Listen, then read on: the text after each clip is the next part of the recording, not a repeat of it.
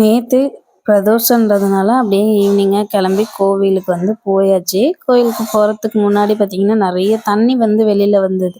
நிறைய துணியெல்லாம் வாஷ் பண்ணி அங்கே பாருங்கள் காம்பவுண்ட் மேலே போட்டிருக்க பாருங்கள், எல்லாம் போட்டுட்டு மேட் எல்லாம் துவைச்சி போட்டுட்டு அப்புறம் நம்ம செடியில் அலரிப்பூ கொஞ்சமாக பூத்துருந்துச்சா அதெல்லாம் பறித்து எடுத்துகிட்டு கிளம்பிட்டேன்.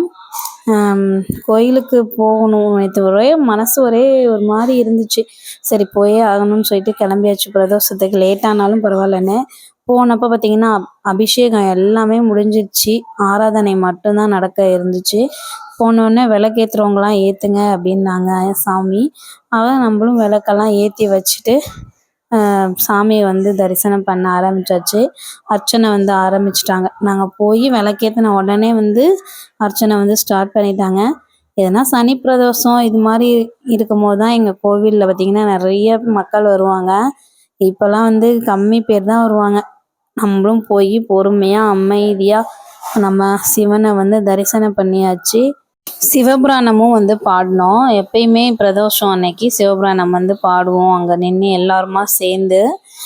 சாமி கோவில் கட்டிகிட்டு இருக்கிறதுனால வெளியில் இருக்கிறதுனால ரொம்பவே சிறப்பான தரிசனம் கிடைக்கும். ஃபைனலாக பூஜையெல்லாம் முடிஞ்சு விபூதியெல்லாம் வாங்கிட்டு வச்சாச்சு. இங்கே பிரசாதமாக பார்த்தீங்கன்னா காய்ச்சின பாலும் தருவாங்க. அது தம்பிங்களுக்கு ரொம்பவே பிடிச்சி போச்சு போல். அவனுங்க ஒரு 2 டைம்ஸ் வாங்கி வாங்கி குடிச்சிட்டு இருந்தானுங்க. அப்புறம் பார்த்தீங்கன்னா நானும் ஒரு கப் பால் வாங்கி குடிச்சிட்டு பிரசாதமாக தயிர் சாதம் அப்புறம் அரிசி பச்சரிசி கலந்தது அப்புறம் பஞ்சாமிர்தம் எல்லாமே கொடுத்தாங்க. எல்லாத்தையும் வாங்கி உட்காந்து அமைதியாக சாப்பிட்டு கொஞ்ச நேரம் ரிலாக்ஸாக இருந்துட்டு அப்படியே கோவில்லேருந்து கிளம்பியாச்சு. கோவில் கட்டிகிட்டு இருக்காங்கன்னு சொன்னால இந்த லெவலுக்கு தான் கட்டி முடிச்சிருக்காங்க. யாருக்கெல்லாம் சிவன் பிடிக்கும், சிவன் கோவில் பிடிக்கும் அப்படின்னு சொல்லிட்டு கமெண்ட் பண்ணுங்கள். இந்த வீடியோ பிடிச்சா லைக் அண்ட் சப்ஸ்கிரைப் பண்ணுங்கள்.